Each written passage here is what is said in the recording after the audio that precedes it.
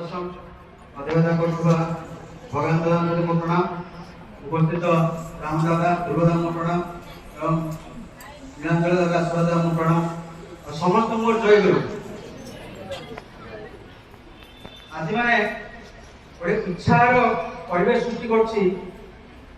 ସବୁବେଳେ ଆମେ ଅନେକ ବସିଥାଉ ଆମର ଅତି ପ୍ରିୟ ଜଣର ଜନ୍ମ ଦିବସ ଉପରେ। ବର୍ତ୍ତମାନ ଆମେ ଆଜି ପାଳନ କରୁଛନ୍ତି ଆମର ଠାକୁର, ତାଙ୍କର ସହଧର୍ମିଣୀ ଶ୍ରୀ ଶ୍ରୀ ବଡ଼ମାଙ୍କୁ ଆମେ ମନେ ପକାଇ ତାଙ୍କର ଜନ୍ମଦିନ ଆମେ ପାଳନ କରୁଛନ୍ତି। ଆଜିର ଏହି ସତ୍ସଙ୍ଗଟି ଆମର ଜିଲ୍ଲୁଣ୍ଡି ଅଞ୍ଚଳ ଆଉ ସମସ୍ତ ଗୁରୁବାର୍ତ୍ତା ମଣ୍ଡଳୀ, ମାତୃମଣ୍ଡଳୀ ସମସ୍ତଙ୍କର ଉଦ୍ୟୋକ୍ତାରେ ଏ ସତ୍ସଙ୍ଗଟି ଦାନ ହୋଇଛି। ଯିଏ ବି ଏଇଠାରୁ ଦେଖିବ ଖାଲି ମାତୃମା ହିଁ ଦେଖାଯାଉଛି। ମତେ ଯେତେବେଳେ ପ୍ରାରମ୍ଭିକ ସୂଚନା ଦେବାକୁ କୁହାଗଲା, ମୁଁ କେବେ ବିଶ୍ୱାସ କରୁନଥିଲି ମୁଁ ମାଙ୍କ ବିଷୟରେ କଣ କହିବି। କାରଣ ଆମେ ଆଜି ଯଦି କିଛି ମାତ୍ରାରେ ଆମେ ଠାକୁରଙ୍କ ପାଇଁ କାମ କରିଛୁ, ସେ ଆଚାର୍ଯ୍ୟ ପରମ୍ପରା ଦେଇ ମାନେ ଆମ ଉପରେ ଆଶୀର୍ବାଦ ଅଛି ବୋଲି ଆମେ କିଛି ମାତ୍ରାରେ କାମ କରୁଛୁ। ପୂଜନୀୟ ଅବିନ୍ଦାଙ୍କର ମାନେ ଯିଏ ଆଚାର୍ଯ୍ୟ ଅଛନ୍ତି, ପୂଜ୍ୟପାଦ ଆଚାର୍ଯ୍ୟଙ୍କର ଯିଏ ସୁପୁତ୍ର ପୂଜ୍ୟପାଦ ଅବିନ୍ଦାଙ୍କ ପ୍ରେରଣାରେ ଆମେ ୟଙ୍ଗ ପିଲାଙ୍କୁ ଆପଣଙ୍କ ପାଖରେ କିଛି କହିବାକୁ ଯାଉଛୁ। କାରଣ ପ୍ରତ୍ୟେକ ମୁଁ ଯଦି ମୋ ମାଙ୍କୁ ଯଦି ବଡ ମାଙ୍କୁ ଯଦି ମୁଁ ମନେ ପକାଇବାକୁ ଚାହେଁ, ମୁଁ କଣ ଭାବି ମନେ ପକେଇବି। କାରଣ ମୁଁ ଖାଲି ମୋ ମାଇଣ୍ଡରେ ଗୋଟେ ଆସୁଥିଲା ମୋ ମା। କିନ୍ତୁ ପରିବେଶଟା ଆମେ ତିଆରି କରିଛି, ଯିଏ ଏ ପରିବେଶ ନ ରୁହେ ସେ ଚିନ୍ତା କରନ୍ତୁ, ସେ ତାର ମା କି ଭଉଣୀ ଏମିତି ଦି ତିନି ଜଣ ତାର ପରିବେଶରେ ସେ ତାର ମାତୃତ୍ୱଟା କେବେ ଦେଖିବ। କିନ୍ତୁ ଆଜି ଆମର ସୌଭାଗ୍ୟ ହଉଛି ମୋ ମା ସହିତ ମୁଁ ସମସ୍ତଙ୍କ ମାତୃତ୍ୱ ଲାଭ କରୁଛି। କାରଣ ଠାକୁର କହିଛନ୍ତି, ଏବେ ଠାକୁର କହିଛନ୍ତି ଯଦି ମୁଁ ନାରୀ ରୂପରେ ଜନ୍ମ ହୋଇଥାଏ, ମାନେ ଯଦି ତୁମର ଠାକୁର ଯଦି ବି ନାରୀ ରୂପରେ ଜନ୍ମ ହେଇଥାନ୍ତି, ସିଏ ହଉଛି ତୁମର ବଡ ମା। ଏଇଟା ଚିନ୍ତା କରନ୍ତୁ, ଠାକୁରଙ୍କର ସ୍ତ୍ରୀଙ୍କ ପ୍ରତି କେତେ ଭଲ ପାଇବା, ମାଙ୍କ ପ୍ରତି କେତେ ଭଲ ପାଇବା। ଏଇଟା ହଉଛି ଠାକୁରଙ୍କୁ ମାନେ ଆମେ ବୁଝିବା ଦରକାର। ସିଏ କହୁଛନ୍ତି ତୁମ ମାନଙ୍କର ଯଦି ଠାକୁର ଯଦି ସ୍ତ୍ରୀ ରୂପରେ ଯଦି ଜନ୍ମ ହୋଇଥାନ୍ତେ, ସିଏ ହଉଛି ତୁମର ବଡ ମା।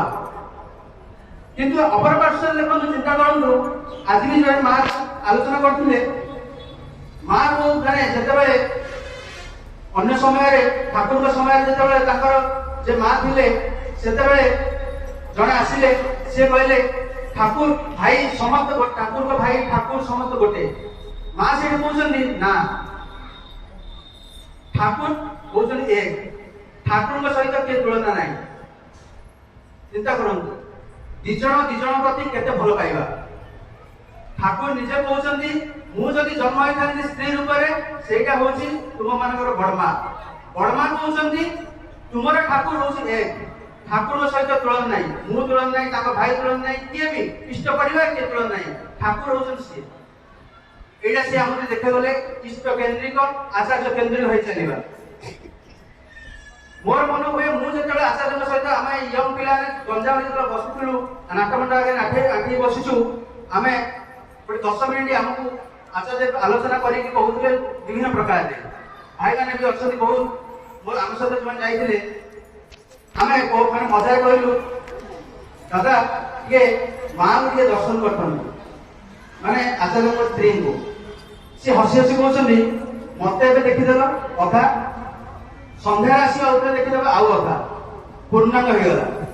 ଆମେ ସବୁବେଳେ କୁହନ୍ତୁ ନା ଅର୍ଦ୍ଧାଙ୍ଗିନୀ, ତାପରେ ସେ ପରିହାସ କରିକି ହସୁଛନ୍ତି, ମତେ ଏବେ ଅଧା ଦେଖିଦିଅ, ମୁଁ ଆଉ ସନ୍ଧ୍ୟାରେ ଆସିବି ଆଉ ଅଧା ଦେଖିବ, ପୂର୍ଣ୍ଣ ହେଇଯିବ ତୁମର। ତାପରେ ଆମର ସୌଭାଗ୍ୟ ହେଇଥିଲା, ଆଚାର୍ଯ୍ୟଙ୍କ ସହିତ ଆଶୀର୍ବାଦ ନେଇ ଆମେ ମାଙ୍କୁ ଭେଟିଥିଲୁ। ବହୁତ ଆନନ୍ଦରେ ସେ ସମସ୍ତଙ୍କୁ ଉପହାର ଦେଇଥିଲେ। ଆଉ ମୋର ବ୍ୟକ୍ତିଗତ ଜୀବନରେ ଯଦି ମୁଁ ଦିଟା ଜେନେରେସନ ଶ୍ରୀ ଦାଦା ଆଉ ବୌଦ୍ଧିକ ମାନେ ବୌଦ୍ଧିଙ୍କୁ ବି ମୁଁ ପାଖରେ କଥା ହେବାକୁ ମୁଁ ସୁଯୋଗ ପାଇଛି।